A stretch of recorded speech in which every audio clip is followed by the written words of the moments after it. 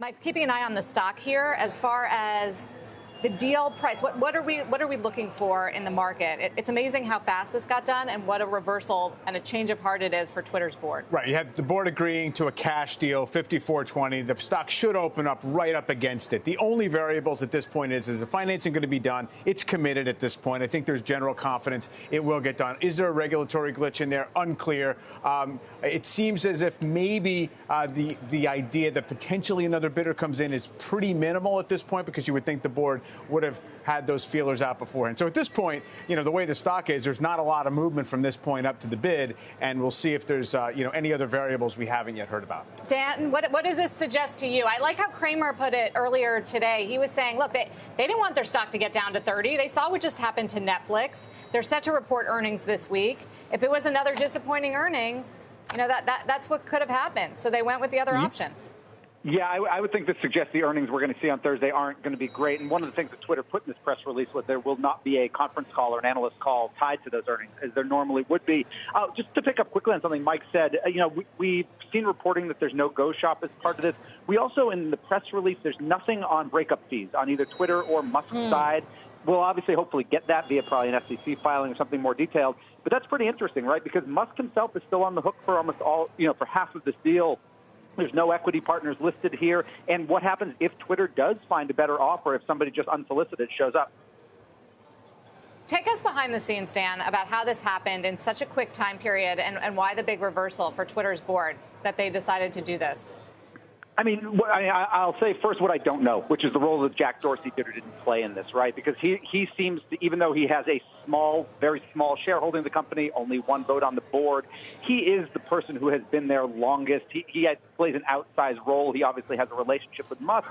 I think the main thing was I feel that the board was going to call Musk's bluff on the financing, and once he put it in writing, not what he did with Tesla and funding secured, once he put it in writing, they maybe didn't have another choice at that point. He called their bluff. What does it say to you, Yusuf, about the board, the leadership, the fact that this was a unanimous deal and that they are accepting Elon Musk's offer? What it says to me is the board. Oh, Yusuf Scully, for you.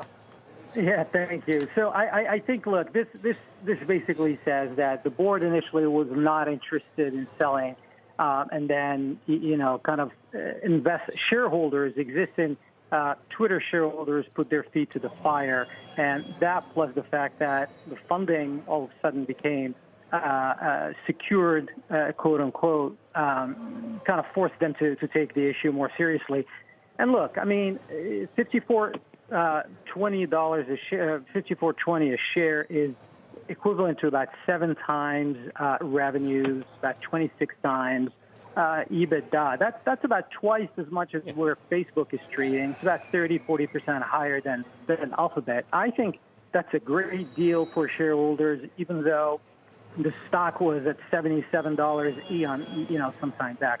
At least from the shareholders that we've spoken to, they were very relieved to see this deal happen. So I think there are a lot of, happy shareholders here, all things considered.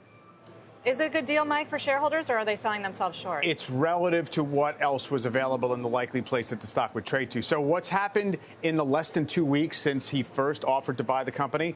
Facebook, Pinterest, Snap, all down 10 to 12%. In that just short period of time, you did see Netflix blow up. The people that own Twitter, the professional shareholders that own Twitter, also own a lot of tech stocks that are just blown up. So I do think it probably was, all else being equal, something where shareholders would pressure the company and say, we think $54.20 bird in hand is a whole lot better than we might expect down the road. Even if ultimately you could have gotten the stock higher. Yes, it traded at 70 late last year. I thought, by the way, the board could easily still have said no. It was all about the board's, are they willing to say no, not have another good option, and let the stock go where it might? That would have been the tough part, but it was not impossible. They were not obligated in any sense to take this $54.20. Not the route that they are going.